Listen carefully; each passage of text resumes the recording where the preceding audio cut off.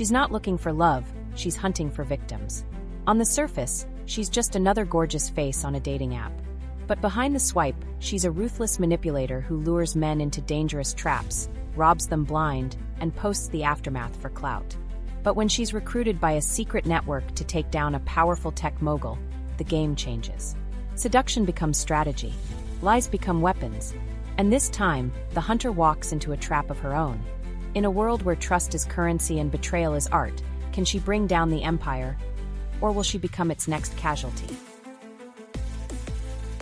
Welcome to the Skillful Art of Manipulation podcast. If you haven't already, please consider following us on your favorite podcast platform. Today we present to you Swipe Left to Die. Let's dive into this thrilling narrative together. Chapter 1, The Bio Trap. They say hell is empty, and all the devils are on dating apps. I believe it. I've danced with enough of them to know their rhythms by heart. Their lies, their lust, their desperate hunger for validation. They think they're predators, but that's only because they haven't met me. My name's not Cassandra, but that's the alias I wear like a second skin. Like armor. On Swipe Zone, I'm 28. In real life, none of your fucking business. Let's just say I've lived enough to know that men aren't looking for a woman. They're looking for a reflection of their own bullshit. So I give it to them. I become what they crave, what they think they need, what they'll open their wallets, their hearts, and sometimes their goddamn souls for. Swipe Zone is a fucking buffet of broken egos dressed up in gym selfies, fishing pics, and tired-ass motivational quotes. The app lets them swipe through women like items on Amazon Prime. 2-day delivery and zero emotional accountability. But I'm not a product. I'm the scam in their shopping cart. And tonight, I'm feeling extra vicious. It started the same way it always does. Dim lighting, my phone screen glowing in my hand like some cursed artifact, and the soft hum of lo-fi beats to keep me in that calculated headspace. The profile pic I use is one I crafted with surgical precision, a hotel mirror selfie, showing off the curve of my hips just enough to ignite their reptile brains, with a slight smirk that says, "I'll ruin your life and make you thank me for it." My bio is a landmine. Sapiosexual. I like my men emotionally unavailable and rich. If you cry after sex, don't bother. It weeds out the weak and invites the overcompensating. The ones who need to prove something. The ones who think they're the exception. And Nolan? Nolan bit the bait like a starving fish. His profile screamed try-hard alpha. CEO of a disruptive tech startup. Pictures of him shaking hands with dudes in suits, posing next to luxury cars he probably leased, and of course, lifting weights shirtless in a mirror smeared with protein powder fingerprints. His bio. Get this. If you can't handle ambition, you're not woman enough for me. I don't chase. I attract. Jesus Christ. I almost felt bad. Almost. We exchanged 5 messages, just enough to make him feel like he was in control. I threw in a few sarcastic quips, praised his drive, and hinted at something naughty but classy. That was all it took. He was salivating through the screen. I'll pick the place, I told him. The Rec downtown. 9 p.m. Dress sharp. Or don't come. He answered in less than a minute. You got it, Queen Fire. They always think they're the hunter. But the trap was already set. I dressed for the kill. Tight red dress, plunging neckline, no panties. Not because I wanted to fuck him, but because the absence of them made me feel invincible. Like I owned the night. I painted my lips blood red, lined my eyes with precision, and slipped my favorite weapon, a matte black stun gun, into my purse like a sacred ritual. I took the long route to the Rec. I like to walk before a job, get into character. Smell the night air. Remind myself who the fuck I am. The city was buzzing, drunk laughter, distant sirens, the usual Saturday night chaos. But I moved through it like a ghost. Controlled. Composed. Electric. The Rec was a dive bar pretending to be upscale. Edison bulbs, exposed brick, overpriced drinks, and a jukebox that hasn't worked since COVID. I spotted him before he saw me, tall, clean-cut, cologne choking the air around him, wearing some designer shirt probably bought for the gram. He was already sipping something amber in a whiskey glass, staring at the entrance like a nervous prom date. I made a loop around the bar first, just to watch him watch me. His eyes locked in like a predator spotting prey. But predators don't know when they're prey. That's the delicious part. Cassandra, he asked when I finally approached. I smiled like a blade. Disappointed? No, hell no, he stammered. You look even better than your pictures. Of course I do, I said, sitting without invitation. He laughed, nervous. Most of them do. I ordered a drink I had no intention of finishing. Let him pay. Let him feel like the man. He talked. And talked. And fucking talked. Crypto, passive income, the metaverse, how he almost bought Ethereum in 2015. His voice was smooth but soulless. I nodded, sipped, let him ramble.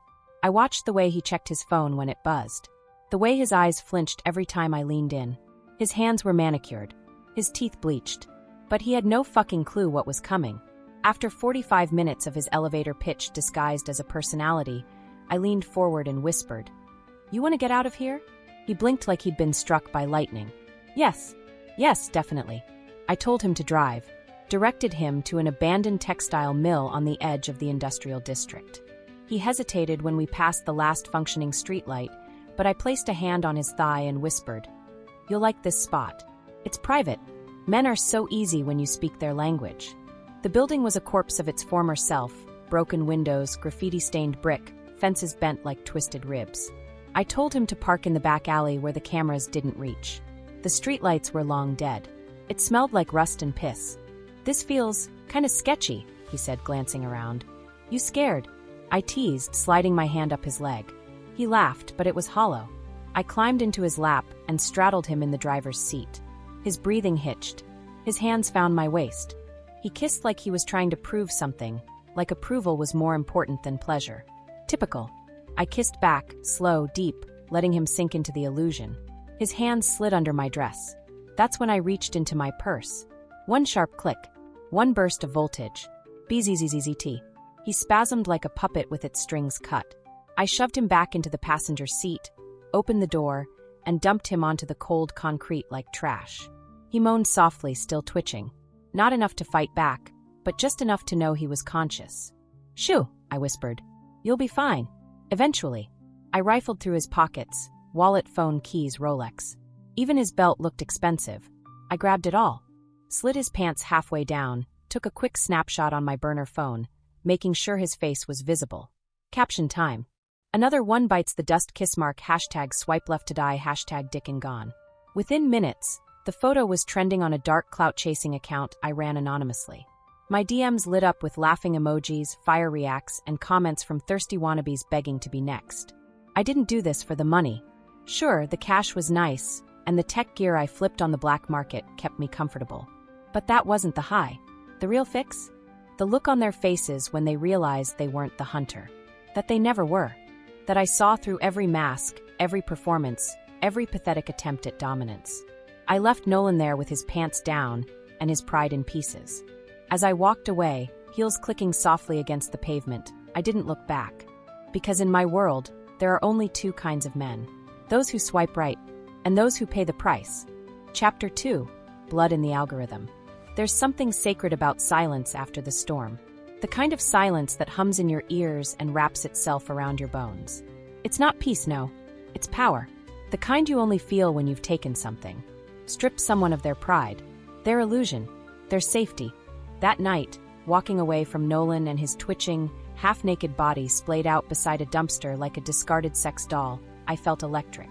No guilt, no remorse, just that high, that heady rush of dominance, of control. It buzzed through me like adrenaline wrapped in silk. You don't come down from that easily. It sticks to you, makes everything else feel dull. I took the long route back to my apartment, weaving through alleyways and quiet streets, heels echoing against the pavement like a metronome. A beat for my own twisted symphony. The city was still wide awake. Sirens howling in the distance, neon signs blinking through dirty windows, rats scurrying through gutters. But none of it touched me. I was untouchable. My building was tucked between a closed-down pawn shop and a 24-hour bail bonds office. Perfectly anonymous. I rented the top-floor unit under a fake name, paid in cash, no digital footprint.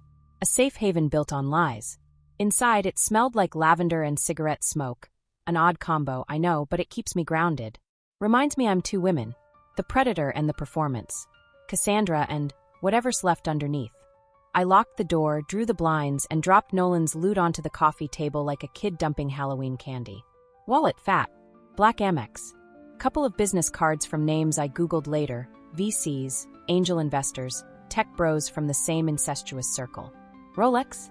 Real. Phone. Unlocked, because of course it was. Dumbass. I spent an hour scrolling through his photos and messages, laughing at how easily he gave himself away. Dick pics, thirst traps, motivational quotes over sunsets. God, men are so predictable it's almost boring. Almost. I wiped the phone clean, reset it, and added it to the stash. I've got a drawer full of them. One day, I might build a little museum. A monument to male stupidity. But something else happened that night. Something new. After I posted the pic of Nolan's limp, humiliated body, I got a message. Not in my DMs, those were flooded as usual, but on Signal. The encrypted line I used only for buyers and clients who knew how to play dirty. It wasn't someone I recognized. No username, just a burner account and a message that simply said, "Nice work. I've been watching you. You want bigger?" At first, I thought it was a troll. Some horny dude trying to get off on the fantasy of my heists. I was about to block the number, but curiosity pulled my finger back from the screen. Something about the timing, the tone, the confidence. It felt different, like someone who really knew me. I responded. Define bigger. The typing bubbles popped up immediately. High-value targets. Real money. But you'd need to level up. And trust someone. I stared at the screen. The word trust made my skin crawl. It's not in my vocabulary. Trust is for people who want to be betrayed, who need to feel loved before they're abandoned. I don't trust. I manipulate. I pretend. I survive. Still, high-value targets? I typed. I don't do partners. He replied. Then keep playing with boys like Nolan. That hit different. Not because he was wrong, but because he wasn't. I closed the app, threw my phone across the couch, poured myself a glass of cheap red wine and sat on the floor, letting the bitterness bite my tongue. The truth is, I'd been feeling it. The repetition. The cycle. Lure. Tease. Humiliate. Rob. Post. Vanish. Rinse. Repeat. Sure, the humiliation videos brought in likes and the occasional crypto tip from pervy fans. But the thrill? It had started to fade. I was circling the same drain. No new challenge. No higher stakes. But this offer? It unsettled me. I went to bed with a blade under my pillow and dreams full of static. Faces of men I'd broken flashing like glitches. Nolan. Travis. Caleb. Eric. Their names were a blur now. I stopped counting after 20. Maybe 30. They all bled together in the end. I woke up at noon the next day, groggy, hungry, and still thinking about that message. I told myself I wouldn't respond. I don't work with shadows I can't see. But temptation's a tricky bitch. She doesn't whisper in your ear. She drips down your spine like hot wax until you have to scratch the itch. By sunset, I was back online. New profile. Different photos. New alias. This time, I went full influencer. A beach pic, a brunch selfie, and a fake modeling tagline. I matched with 10 guys in the first hour. Boring, all of them. Too eager. Too stupid. And then, there was Dominic. Older. Late 30s. Salt and pepper beard. Clean suit. No cheesy quotes. No shirtless pics. Just a bio that read, "I don't chase. I watch." That chilled me. I swiped right. Match. He messaged first. Just one word. Finally. What the fuck did that mean? I played it cool. Responded with a smirk emoji and, "Have we met before?" His reply came instantly. "Not yet. But I've been waiting." He sent me a time and location. No small talk, no preamble. A penthouse lounge uptown. Not my usual scene. Too upscale. Too exposed. I hesitated. Every instinct told me this was a trap. But another voice, deeper, darker, whispered, "Or maybe it's your next evolution." So I said fuck it. I dressed in black this time. Classy. Dangerous. A silk blouse, leather skirt, and heels that could kill a man if aimed right. I slid the taser into my thigh holster.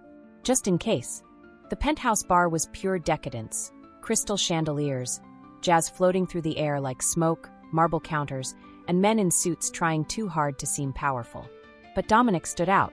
Not because he was loud, but because he wasn't. He was leaning against the balcony rail, drink in hand, eyes locked on the skyline like it owed him something. When he saw me, he didn't smile, didn't blink, just nodded once, like he'd been expecting me for years. "You're late," he said as I approached. I raised an eyebrow. "You didn't give me a time." "Exactly. What the fuck was this?" I sat. He poured me a drink from his bottle. Glenfiddich. The expensive kind. No words for a full minute. Just silence and tension thick enough to cut with a steak knife. Then he said it. "I know what you do, Cassandra. Or whatever your real name is. I've been watching. tracking your posts, your patterns, the way you lure, strike, and disappear. It's elegant. I didn't move, didn't flinch, but my fingers curled tightly around the glass. He leaned in. You've got a gift, but you're playing in puddles. I can give you oceans. What do you want? I asked flatly. He smiled. To feed your hunger, and to watch you become what you were always meant to be. That was the moment I realized I wasn't being hunted. I was being recruited. Chapter 3. The Devil's Business Card. Dominic didn't blink when he said the words. I want to feed your hunger. And in that moment, I felt like I'd been cracked open, like he saw something inside me I didn't give him permission to look at. I don't like that feeling. I'd built my entire life on being unreadable, untouchable. A woman wrapped in razor wire and perfume, all beauty and no access. I speak in masks, smile in daggers. I lure with softness only to kill with the fall. But Dominic, he looked at me like he could see through it all. And worse, like he fucking enjoyed it. You think you know me?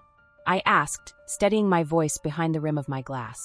He leaned back against the velvet bar stool, his fingers drumming softly against the crystal tumbler. No rush, no threat, just that insufferable, calculated calm that screamed power. I know your patterns, he said, and I know you're getting bored. You wouldn't be here if you weren't. That hit a nerve. I hated him for being right. I hated myself more for not walking away. But curiosity was a drug, and I was halfway strung out. So what? You want to be my pimp? My boss? A fanboy who thinks he's clever? I hissed. He chuckled low and slow. I'm not here to control you. I'm here to evolve you. He slid a sleek black card across the bar. It was matte, unmarked, except for a QR code and a single name embossed in silver foil. Eidolon. No number. No email. No bullshit. Just that one word, heavy with mystery. What the hell is this? I asked, suspicious. Scan it, he said. Or burn it. Your call. I stared at the card. My instincts screamed, don't touch it. But the itch under my skin, the one that only rises when something forbidden stands in front of me, was already too loud to ignore.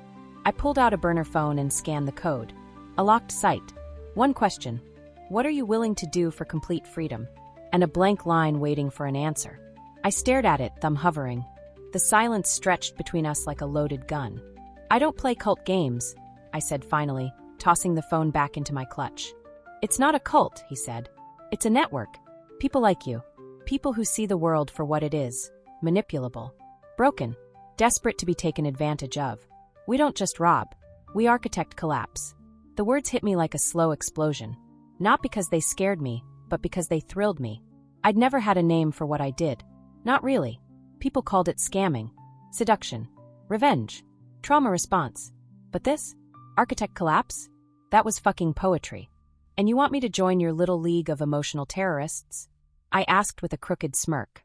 Dominic leaned in again, close enough that I could smell the faintest hint of cedarwood and sin. I want to see what happens when you stop stealing from men and start breaking systems. My mouth went dry. Not from fear, from the possibilities. He stood without another word, dropped a thick envelope beside the empty glass. For when you're ready, he said. But move fast. The window won't stay open. And just like that, he was gone. No number. No trace. Just his scent lingering like a ghost on my clothes, and a question burning in my head. What the fuck have I just been invited into? I didn't open the envelope that night. I couldn't. I needed space to think, to breathe, to ground myself in the old ritual. The one that reminded me of who I was before that penthouse bar flipped the axis of my reality. So I did what I always do when I'm spinning. I hunted. I logged back into Swipe Zone. Switched back to Cassandra, my warpaint persona. A sultry pic. A fire emoji. A new quote. Be careful who you fall for. Some flowers grow in graveyards. Within 15 minutes, I had a live one. Name Drew. Occupation. Venture capitalist. Bio. Ambition is my love language. Location Midtown. His messages came fast. Aggressive. Dominant. You know the type, self-declared alphas trying too hard to be steel when they're just tinfoil. I played soft. Flirty. Vulnerable. I let him think I was the kind of woman who wore vulnerability like silk, just begging to be wrapped around a powerful man's fingers. We agreed to meet at a rooftop bar, his choice. I wore a tight green dress this time. Sleek, dangerous, forest witch vibes. No wig. No fake accent. Just enough realness to make the lie taste sweeter. Drew was exactly what I expected. Rolex flashing, cologne choking the air, and a handshake that screamed, "Daddy never hugged me." He talked over dinner, told me about his ex who couldn't keep up, his business partner who didn't have the balls, and his therapist who was too soft. He didn't ask me a single question about myself. Perfect. After dessert, I told him I wanted to feel wild. He drove us out past the city limits to some private cabin he owned. Said it was his escape from the chaos. We didn't even make it inside. I shoved him against the hood of his car, kissed him like I meant it, and pulled the taser from my clutch mid-moan. Bzzzt. He dropped like a rag doll. I rolled him over, relieved him of his watch, his phone, his cash. But this time, I didn't take a picture. I hesitated. I kept seeing Dominic's face in my head. His words. His fucking card. Stop stealing from men. Start breaking systems. I drove Drew's car back to the city, parked it 2 blocks from where he picked me up, and walked home in silence. I didn't post about him. Didn't brag. Didn't even smile. Something had shifted. I dumped the envelope on my bed and finally tore it open. Inside, a new phone, a stack of unmarked bills, a small USB, and a note, handwritten in clean block letters. Your first real job. You ready, Cassandra? Or are you just a ghost with good tits? No address. No instructions. Just the USB. I stared at it for a long time. My hands were shaking. Not from fear. From anticipation. Because deep down, I already knew the truth. I wasn't a con artist anymore. I wasn't just hunting men for fun. I was about to burn the whole fucking world down. And this time, the blood on the algorithm? It wouldn't be anonymous. Chapter 4, Ghost Protocol. I stared at the USB like it was alive. That tiny little stick sat in the center of my bed like a loaded gun. Sleek. Cold. Silent. But I could feel it pulsing. Like it was daring me to plug it in. Like it knew what it carried was going to change the way I moved in the world. I was never one to believe in fate. Fate was for people who sat around waiting for life to throw them a bone. I never waited. I hunted. I took. I destroyed. But right then, holding that USB between 2 fingers like a matchstick about to light the fuse, I realized I wasn't just playing anymore. I was being invited into something bigger than me. Something dangerous. And it scared the fuck out of me. Which ironically is why I said yes. I didn't open it in my apartment. Too risky. Paranoia was a survival instinct in my line of work, not a flaw. I grabbed the burner laptop from my decoy stash, slipped the USB into my bra, and headed to the edge of town where I knew a 24-hour laundromat with spotty Wi-Fi and cameras that hadn't worked in years. The place was exactly as I remembered it, flickering lights, vending machines full of expired snacks, and a single employee asleep behind the desk with a hoodie pulled over his face. Perfect. I slid into the back corner, dropped a quarter into an empty dryer just for the noise, then opened the laptop and plugged in the USB. No splash screen. No fancy animation. Just a single folder labeled Eidolon _1. Inside were 2 files, a.doc and a.jpg. I clicked the document first. What I saw made my stomach twist, not in fear but fascination. It was a dossier. Detailed. Professional. Government-level shit. Name Marcellus Mark Vero. Occupation. Founder and CEO of SageNet, a rapidly growing data mining company with contracts in 5 countries. Estimated net worth, $412 million. Scandals. 3 pending sexual misconduct allegations, 2 of which had been settled out of court. No convictions. Known habits. Married with 2 kids, but uses dating apps under alias Sage King. Preferred type. Late 20s, educated, submissive-leaning women. Location. Operates primarily out of a private tech compound on the edge of River Lake. Heavy security. Discreet exit routes. No official address, classified as private estate. Underneath all that, a mission brief. Get close. Extract information. Humiliate. But do not kill. Ruin is the goal. Collapse him from the inside. Attached to the end of the file was a 3-word signature. Level 1 trial. I sat there, blinking at the screen. The implications settled in slowly. This wasn't just a target. This was a fucking demolition assignment. And I was the explosive. I opened the image file. It was him. Mark Vero. Rugged face. Cleft chin. Crooked smile. The kind of man who probably fucked his assistant on the conference table and still got applause from shareholders. He looked like money and smelled like corruption.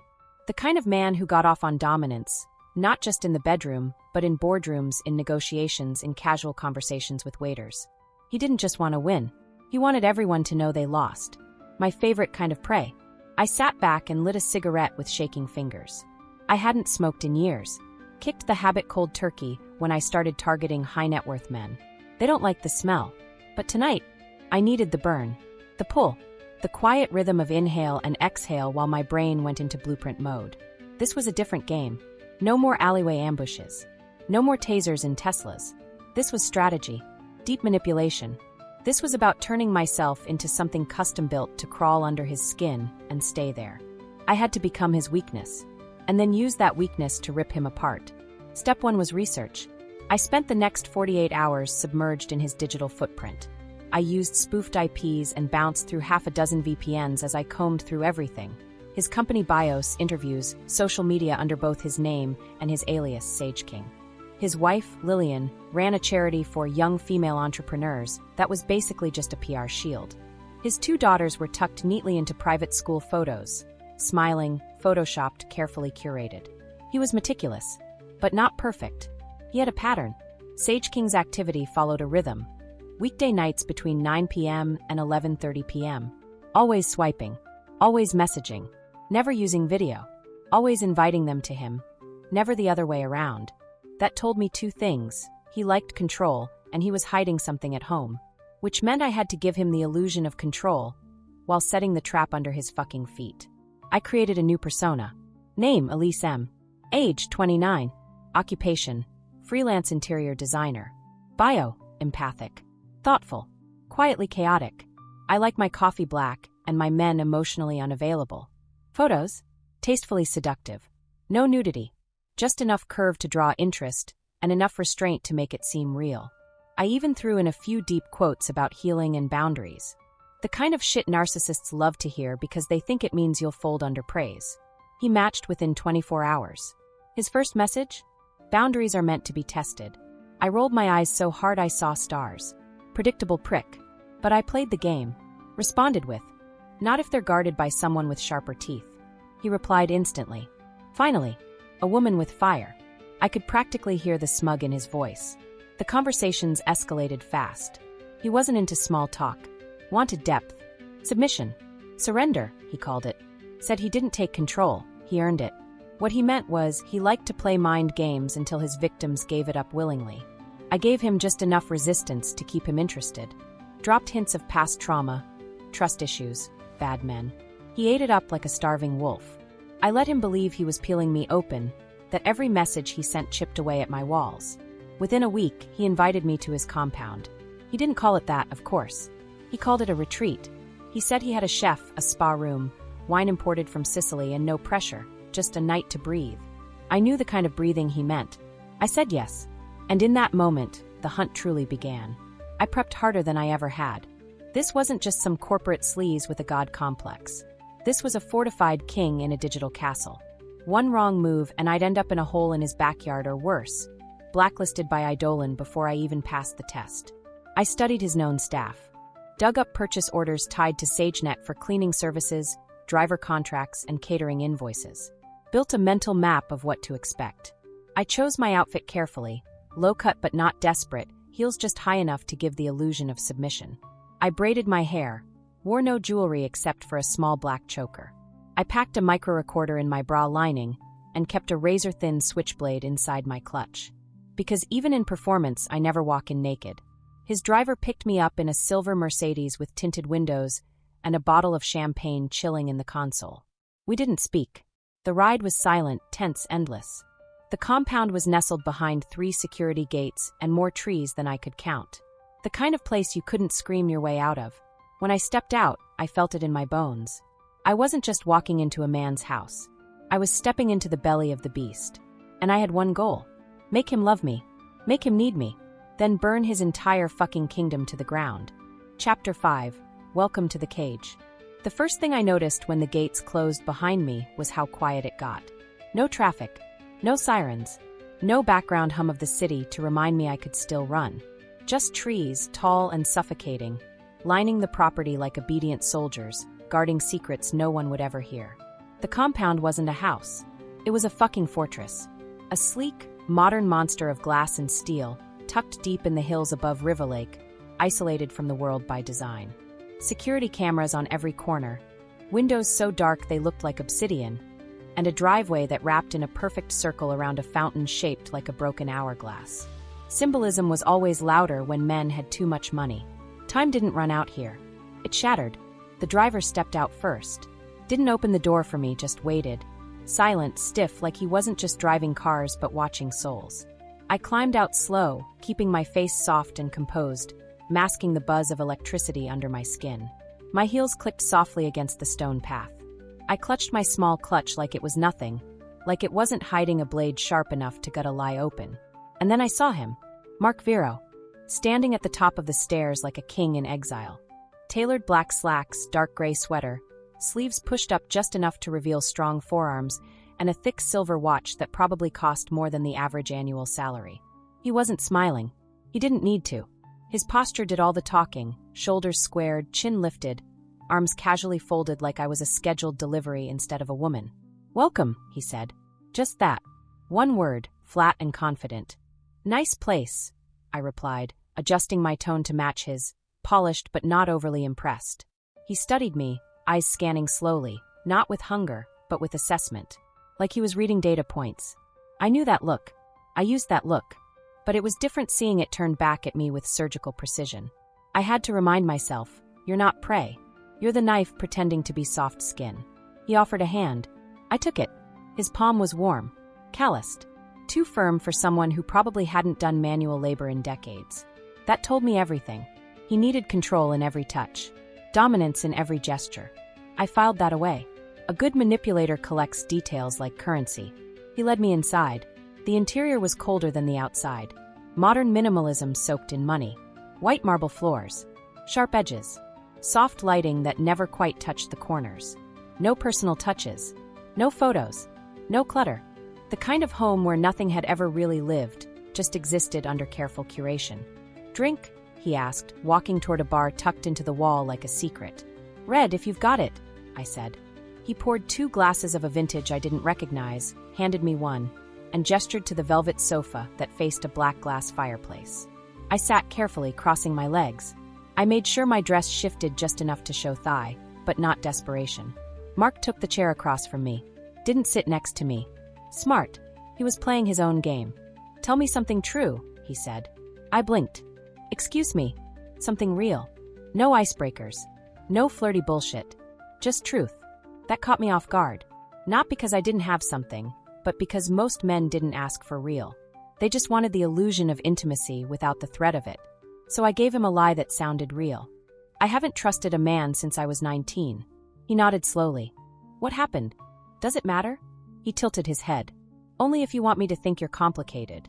I smirked. "I don't care what you think. I care how you act." He grinned, finally. Good answer. The silence that followed wasn't awkward. It was deliberate. He wanted me to feel the space, to feel like I had to fill it. But I didn't. I let the silence stretch until it became mine. Until he finally broke it. "I like control," he said. "But not obedience. Obedience is easy. Control that's given, earned, that's different." "I like fire," I replied. "But not heat. Heat is temporary. Fire consumes." He raised his glass to that. I matched him. And the dance began. He gave me a tour.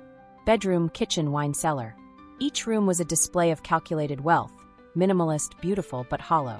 The bathroom had black marble floors and an antique tub that looked like it had never been touched. The bed was king-sized with crisp, white sheets tucked so tightly I could bounce a coin off them. "I like clean lines," he said. I didn't respond, but in my head I thought, clean lines hide dirty men. When we got to his study, the tone shifted. It wasn't a study. It was a fucking command center. Multiple monitors. Encrypted servers. Fingerprint scanners. Digital blueprints of tech systems I couldn't even name. This wasn't a tech CEO's office. It was a war room. And that's when I knew. Mark Vero wasn't just rich. He was powerful in ways that didn't show up on Forbes. He caught me staring. "Curious?" "A little," I said, stepping closer. "This is where the future is written," he said, gesturing at the monitors. "Not in legislation. Not in votes. In data. Control enough of it, and you own reality." His voice dropped on that last word. Reality. I felt a chill crawl up my spine, but I smiled. "Then I guess you're a god." "I'm working on it," he said, dead serious. We ate dinner on the rooftop patio, under a sky so clear it didn't feel real. The chef served lamb, roasted figs, and wild rice. I barely tasted any of it. I was too focused on Mark's cadence, his careful phrasing, the way he never answered a question directly, but always redirected it like a mirror. "Ever think about your legacy?" he asked as we drank a second bottle of wine. "I try not to." "Why?" "Because legacy is just a prettier word for ego." He laughed, hard, genuine. "You're dangerous. You have no idea." I let the wine warm me just enough to loosen my limbs, but not my control. When he leaned in, I leaned back. When he looked away, I looked harder. We were in a constant tug of psychological rope, and every move felt like a test. I was passing, until he touched me. Not a grope, not aggressive, just a hand on mine, gentle, slow, calculated. "I want to know you," he said. "Not the version you show." I looked him dead in the eye. "Then earn me." And there it was, the flicker, the crack. His eyes darkened just enough to tell me I'd triggered something. Not rage, not lust, but fascination. He liked women who made him work. He didn't know he was already in my web. Later, in the bedroom, he didn't touch me again. Just watched as I undressed slowly, letting my dress fall with calculated carelessness. I wore silk beneath, black, delicate, dangerous. He said nothing, just sat on the edge of the bed, eyes sharp, mouth tight. "You trust me?" he asked quietly. "No," I said. "But I'm curious." "Good," he said. "Curiosity is honest." He pulled back the sheets. I slipped in, back turned to him. He didn't move for a long time. When he finally slid in beside me, I felt the heat of him, but no contact. Just breath. Just silence. Just the weight of two liars pretending to sleep in the same bed. But I didn't sleep. Neither did he. And somewhere in the dark, I realized something that made my skin prickle. I wasn't in the cage. I was the fucking bait. And Mark, he was the lion who didn't know he was already bleeding. Chapter 6, The Art of Becoming. I didn't sleep that night. Not because I was scared. Fear is for people who don't have a plan. I didn't sleep because I couldn't shut off the noise in my head. Every breath Mark took beside me was a ticking clock. Every shift of his body under those pristine white sheets was a reminder that I wasn't just infiltrating a man's bedroom. I was standing on the edge of a digital empire built on lies, and I had exactly one chance to burn it down. I lay there with my back to him, eyes wide open, heart slow but steady. My body still. My mind screaming. Who the fuck was this man, really? I already knew what the dossier said. I knew about the 3 sexual misconduct cases, the NDAs, the fake charity under his wife's name, the offshore accounts. I knew the kind of sociopath that smiled for interviews and threatened lives in boardrooms. But lying next to him, I could feel it, the way his mind worked like a machine beneath that calm surface. The way power oozed from his silence, not his voice. Mark wasn't dangerous because he was rich. He was dangerous because he was disciplined, controlled, and he saw people as tools, not threats. That's why I was going to win. Because he'd never suspect the tool was already working against him. By morning, he was up before me. I heard him moving in the bathroom, brushing his teeth, humming softly, like the previous night hadn't been soaked in power plays and invisible daggers. When he returned, fully dressed in a crisp white dress shirt and navy slacks, he leaned down and brushed my shoulder lightly with 2 fingers. "Coffee's on the terrace," he said. "Stay as long as you want." And just like that, he was gone. I sat up slowly, sheets still wrapped around me like armor. My body was buzzing, not from sex because we didn't fuck. We didn't even kiss again. But from the tension, the invisible strings tightening around my limbs. I had to keep reminding myself this was part of the job. Get in. Get intel. Get out. But the lines were starting to blur. Not emotionally, hell no. I wasn't catching feelings. That shit died in me years ago. But strategically, Mark was making it harder than I expected. He wasn't just another predator in a suit. He was a fucking blueprint. And to destroy a blueprint, you have to become it first. I dressed in the bathroom, no cameras, but I still kept my expression blank. One-way mirrors were a thing in this world, and I never underestimated the paranoia of men like Mark. I checked my clutch. The micro-recorder was intact. No interference. I had 5 hours of crystal-clear audio of him talking about his data dominance philosophy, how privacy was dead, how control is the new currency. Gold. But I needed more. I needed proof of illegal operations, of transactions, codes, access points, something Eidolon could sink their teeth into. I joined him for coffee that morning, barefoot, calm, eyes half-lidded in fake vulnerability. He was already typing on his phone, sipping espresso like a priest in a tech cathedral. His compound was buzzing quietly. Staff moving like ghosts, never speaking, never looking at me for more than a second. "Sleep well?" he asked. Eventually. He looked at me, then past me. "Good. I want you sharp." "For what?" A small smirk. "You'll see." And just like that, I was pulled deeper. We took a drive that afternoon. Not in his Tesla or the Mercedes. No, he had a blacked-out Maybach waiting. He liked to escalate slowly, show layers like a magician revealing tricks one glove at a time. He didn't tell me where we were going. He just poured bourbon into 2 travel glasses, handed me one, and said, "Trust me." I didn't, but I played the part. The drive was long, 45 minutes through winding roads, past old farmlands and industrial zones. We finally pulled into an abandoned warehouse complex surrounded by chain-link fences and dead grass. The kind of place that had secrets buried under every rusted floor panel. "What is this?" I asked. "Our lab," he said simply. My stomach dropped. He led me inside like we were walking into a gallery. The interior was pristine, completely remodeled, high-tech as fuck. Desks lined with dual-monitor setups. Surveillance feeds. Climate-controlled server rooms behind biometric locks. This wasn't just a lab. This was a black site. I counted 4 workers. All male. All silent. One of them glanced at me with recognition. Or was it warning? Mark walked me straight to a glass-walled room overlooking the main floor. "This is where we simulate data breaches. Run experiments. Create noise and then profit from the panic." He poured another drink and slid me a chair. "You're not just here for fun, Elise." "I don't do fun. I do purpose." I took the glass.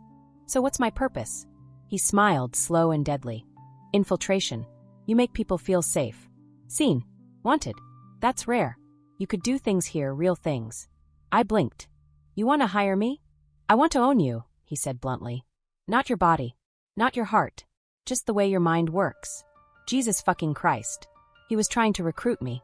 I laughed, cool and effortless. "And what would I be doing for you? Seducing enemies? Stealing trade secrets?" "Yes," he said. "And more." He didn't elaborate. He didn't have to. That night, back at the compound, I locked myself in the guest suite and sent a coded message to Eidolon through the burner laptop embedded inside my makeup case. The keys clicked under trembling fingers. I typed everything.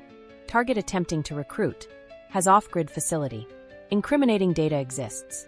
Surveillance confirms multiple staff working under illegal conditions. Black site confirmed. Uploading sample audio now. Awaiting phase 2. I hit send. The reply came faster than expected. Continue infiltration. Next objective. Gain access to encrypted vault server. File labeled KRS-42. Extract and deliver. Do not engage physically. Psychological destabilization recommended. You're almost there. I stared at the screen for a long time, then slammed the laptop shut. Almost there. But I didn't feel triumphant. I felt haunted. Mark was the perfect storm of intellect, ego, and detachment. He didn't get angry. He got interested. He didn't punish, he investigated. And I knew deep in my gut, if he ever figured out what I was really doing, I wouldn't get a second chance to fix it. I'd vanish. Not just from his world, but from the world. The next morning, Mark handed me a key. "Your suite's yours indefinitely," he said. "Come and go as you please. I trust you." He kissed my cheek before leaving for a business trip. Said he'd be gone for 48 hours. The compound would be mostly empty. Skeleton staff only. His words, not mine. And just like that, the door opened. 48 hours alone. 48 hours to get into that vault. To find file KRS-42. To complete the trial. To end Mark Viro's empire before he pulled me in too deep. I stood in the hallway, key in hand, heart pounding like war drums in my chest. I wasn't just infiltrating anymore. I was committing. Becoming. Becoming the monster he thought he saw. Becoming the woman Eidolon needed. And if I pulled this off, he'd never see me coming. Chapter 7. Collapse me gently. 48 hours. That was the window. 48 hours to break into the encrypted server, locate the KRS-42 file, extract it, and vanish before Mark Viro returned. 48 hours to dismantle a man worshipped by the tech elite. A man who thought he could twist minds like code, own bodies like software, and rewrite truth itself with a smile and a handshake. 48 hours to commit the final betrayal. And the only way to pull it off was by becoming the version of me I swore I'd never be again. Cold. Focused. Unforgiving. Not the seductress. Not the manipulator. But the goddamn executioner. The moment Mark's private jet disappeared from the runway feed I'd hacked into, I slipped into the skin I'd been preparing for weeks. I wore black, tight, athletic, untraceable. I tied my hair up, no makeup, no earrings, no perfume. Nothing to leave behind. No identity. No softness. Just intent. The compound was quiet. The main staff gone. 2 security guards left behind. One upstairs, always stationed outside the master suite. The other rotated around the perimeter.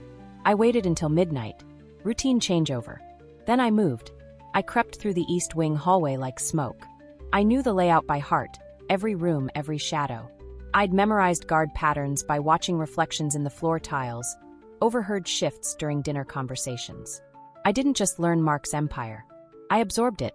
The vault room was behind a nondescript door in his study, masked behind a false wall of books. I'd brushed my fingers along that wall more than once, pretending to admire the spines while mapping the weak points.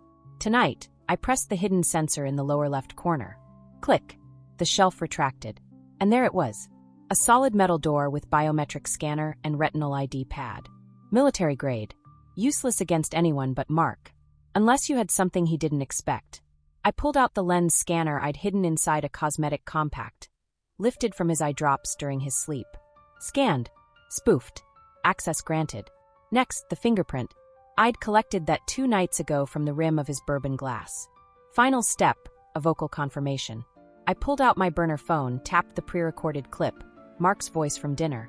Reality is control. The door clicked open with a heavy sigh, like the house itself didn't want me in. I stepped into the server room, swallowed by cold air and the low hum of machines breathing in binary. The space glowed blue, floor-to-ceiling racks blinking with encrypted secrets. My heartbeat synchronized with their rhythm. I approached the main console. Typed in the alias, Sage King. Password field opened. That's when it hit me. He would have chosen something arrogant. Something sentimental wrapped in dominance. I typed, I am the system. Denied. I tried. She wants to obey. Access granted. Of course. The man was always monologuing his pathology. Inside the drive, I located the KRS-42 file. But it wasn't just a file. It was a dump folder. Video footage. Audio tapes. Screenshots. Names. Birthdays. Bank account numbers. Blackmail archives stretching back years. Politicians, CEOs, influencers. All marked and categorized. People who had no idea their sins were already purchased and packaged for destruction. He didn't just manipulate men and women. Mark Vero owned society's strings, and he liked to tug them one at a time. I selected everything, compressed the folder, plugged in my extraction drive. As the data transferred, I leaned against the wall, watching years of rot spill into my hands. I should have felt victorious, but all I felt was filthy. This wasn't justice. It was war. And the body count wasn't measured in lives lost, but reputations gutted. As the final file transferred, a notification blinked on the console. Remote access request. Mark Viero at sagenet.core. Shit. He was logging in. He knew. I yanked the drive, killed the console, and bolted. I moved fast, barefoot, heart pounding. My exit route was prepped, garage tunnel through the wine cellar. I reached for the panel and started to punch in the code. Behind me, the lights flickered. And I heard it. His voice. Going somewhere, Elise? Fuck.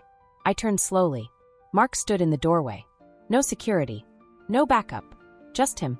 Pale blue shirt unbuttoned at the top, sleeves rolled, eyes colder than I'd ever seen. You came back early, I said, trying to steady my voice. You broke into my house, he said. Calm.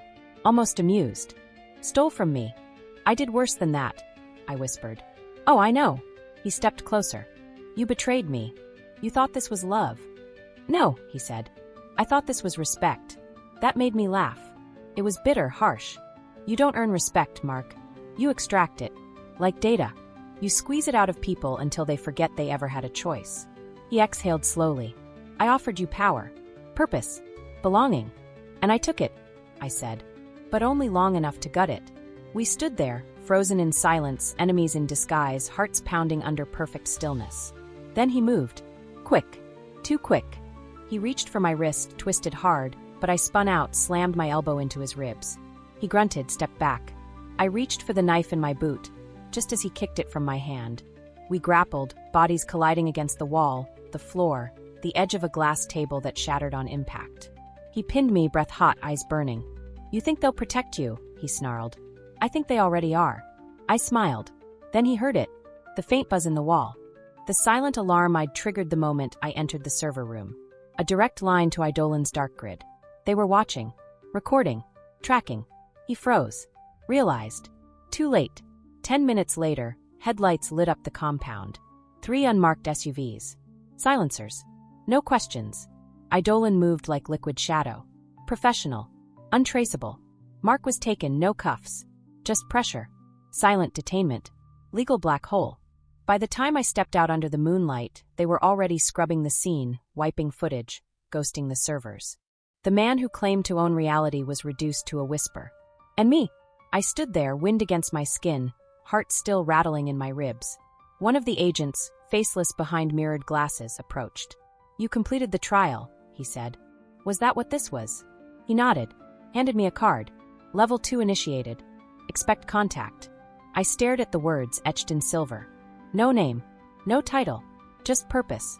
I left the compound alone, walking barefoot down the winding driveway, shoes in hand, blood on my knee, glass in my hair. But I felt cleaner than I had in years. I didn't need revenge. I didn't need clout. I needed this. This was more than manipulation. This was rebirth. Mark Vero had spent years turning women into pawns, building an empire off secrets and shame. But in the end, it wasn't his algorithms that destroyed him. It was the one thing he never saw coming. A woman who knew how to fake a confession. And meant every fucking word of it.